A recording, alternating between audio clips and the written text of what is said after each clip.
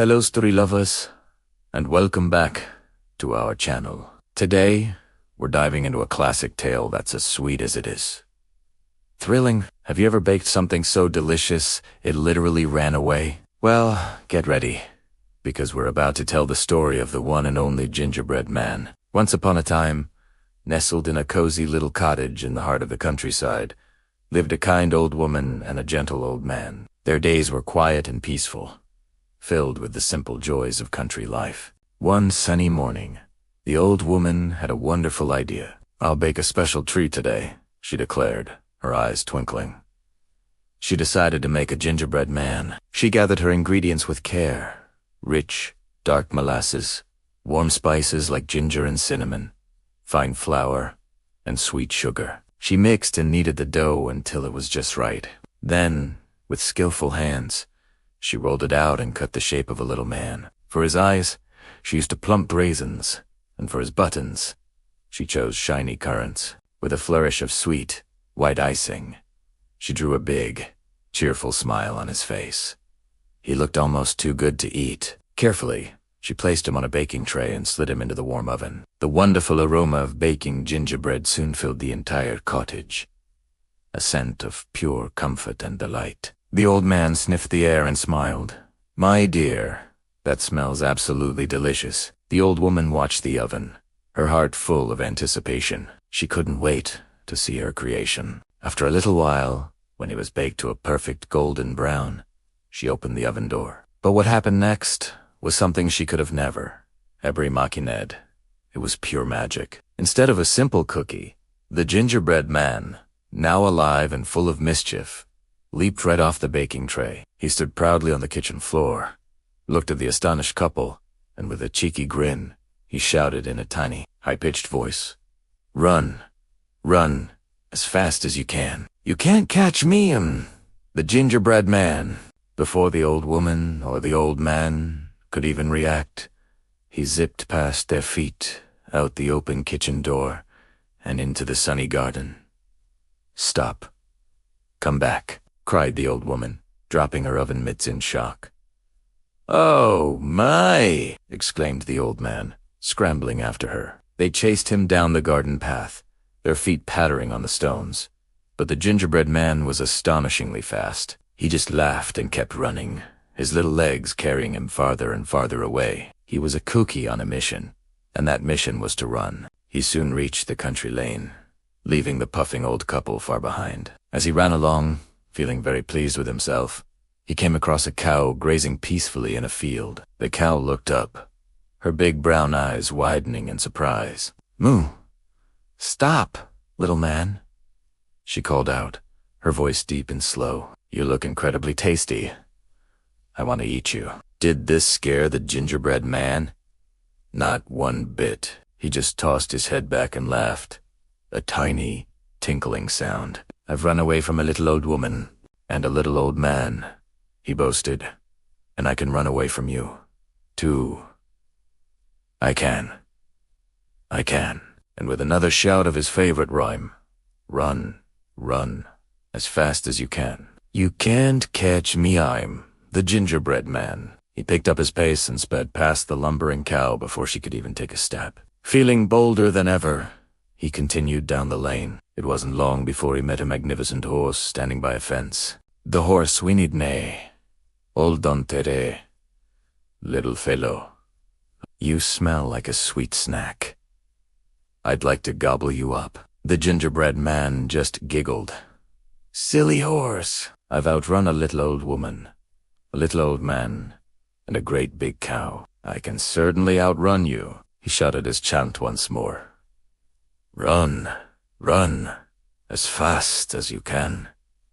You can't catch me, I'm the gingerbread man," and dashed off, leaving the surprised horse in a cloud of dust. His adventure was getting more exciting by the minute. Next, he trotted past a muddy pigsty, where a large pig was happily rolling in the mud. "Oink, oink."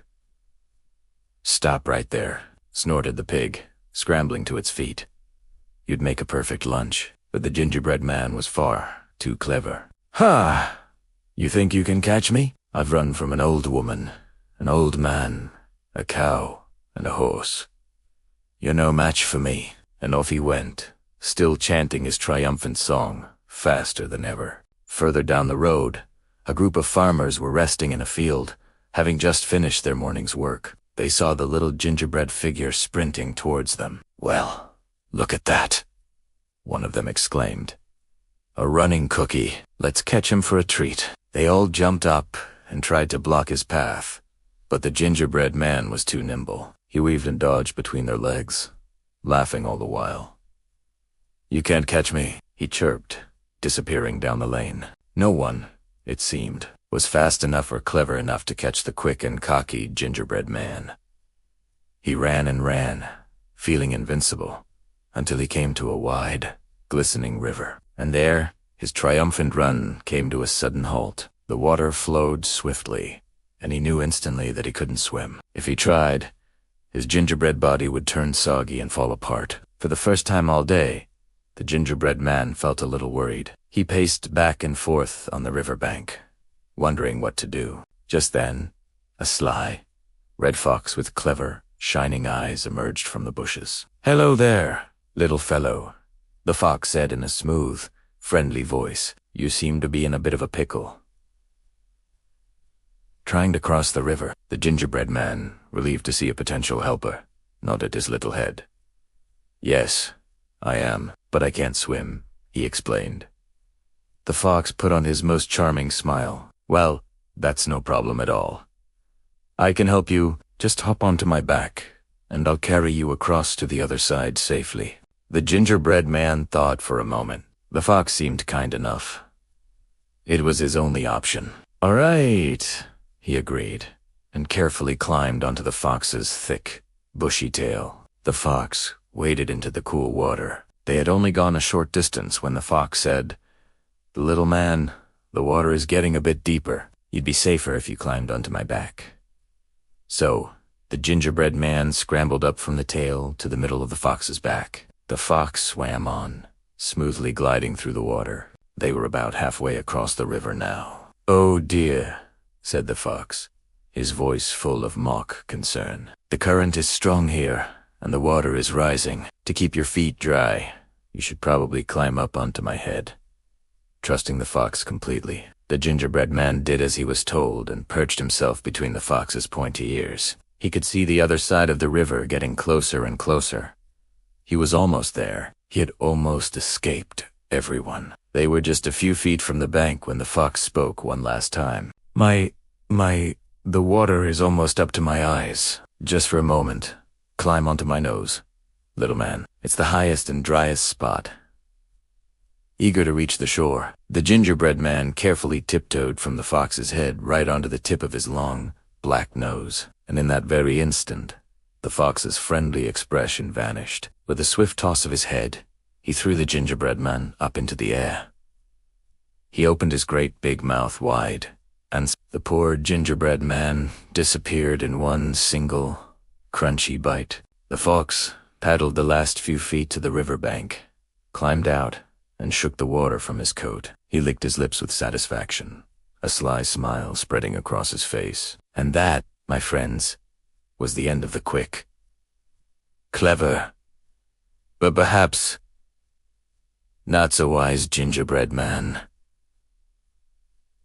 What a whirlwind of a story. It just goes to show that being fast and clever is great, but it's also important to know who to trust. Thank you so much for joining us for this classic tale. If you enjoyed it, don't forget to hit that like button and subscribe to our channel for more amazing stories. We'll see you next time. Bye for now.